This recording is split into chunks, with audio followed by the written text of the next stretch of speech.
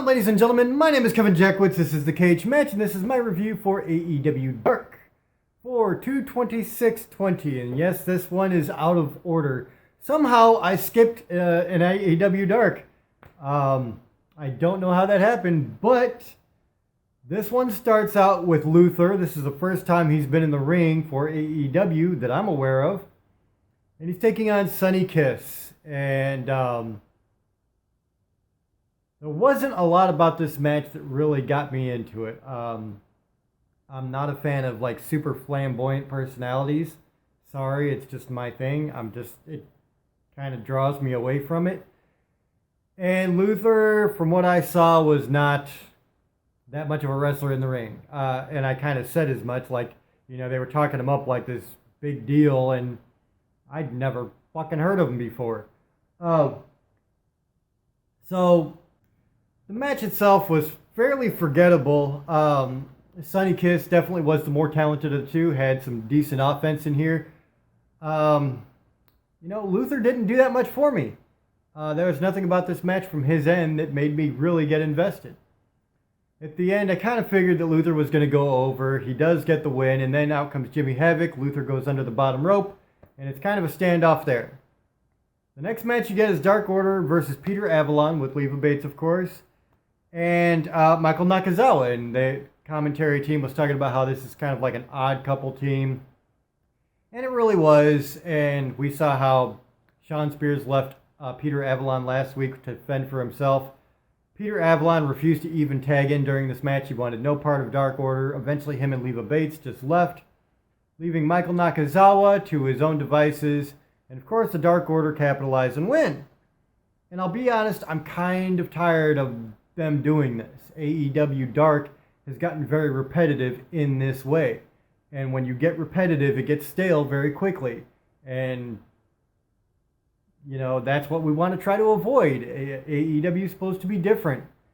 So when you get very formulaic like WWE and things get stale, that's time to hit the brakes and be like, all right, we got to think about this. Because Dynamite, they're killing it.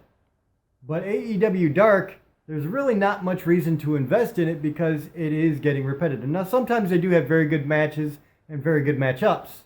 But that hasn't really been the case lately. So after that, you get Miranda Eliza versus Britt Baker.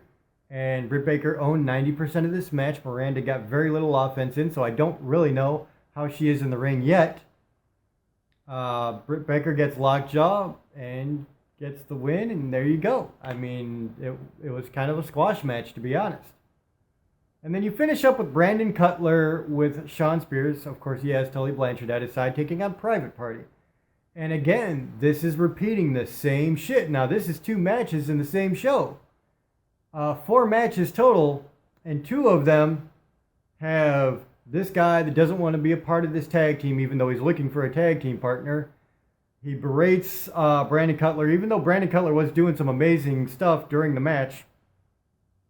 And the match between Private Party and Brandon Cutler was great. But then Shawn Spears takes off, leaves Brandon Cutler to his devices. Private Party capitalize and win. And at least they get Brandon Cutler to his feet, and all 3 of them like stand together at the end of the match. So at least that was cool, but honestly, they're just kind of dropping the ball. Like, enough is enough, in my opinion, when it comes to these repetitive, like very repetitive at this point, storylines where one guy leaves, the other guy's there to fight for himself. It's overdone to the nth degree now. Now you gotta stop and figure out what the hell you're gonna do. When you get formulaic and repetitive, people are going to lose interest. That's my opinion. So you have 4 matches, and all 4 of them, in my opinion, were fairly forgettable. There was just not much here that I really liked. Luther, I'm not impressed with. Britt Baker did fine for what she was doing. It was a squash match, though. The best part of it was Private Party and Brandon Cutler. But they've got to figure this out for Dark. It's just not really entertaining at this point, in my opinion. So I'm going to give this a 3.5 out of 10. That's where I'm at. Let me know what you think in the comments. If you enjoyed this, hit the like button, subscribe, and share. My name is Kevin Jackwitz, Cage Nation, out.